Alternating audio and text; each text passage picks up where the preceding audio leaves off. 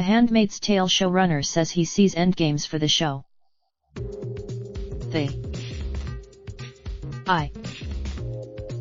Based on the book of the same name from Margaret Atwood, the series depicts a not-too-distant future where women are silenced and those who are fertile are forced to bear children. The third season of How Much Longer Could It Go On For? A season or two. Watch The Handmaid's Tale, not meant to be torture to watch. Reuters. My.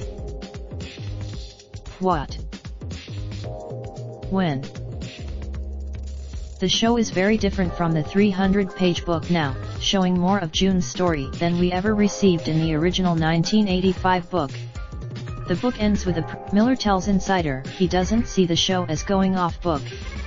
Instead, Margaret were. Since the show's launch on Hulu in 2015, Atwood announced she's working on a sequel to The. When asked how much he may know about that sequel, Miller chose his words carefully as not to give too much away. That's a question fans will also be asking. With more material, no. You can watch the first 3 episodes of The MSN are empowering women in sport this summer. Find out more about Raindrop, drop top smoking, no cooking the hot pot. I get fucking on your bitch, yeah, that. Looking up, open the park pot.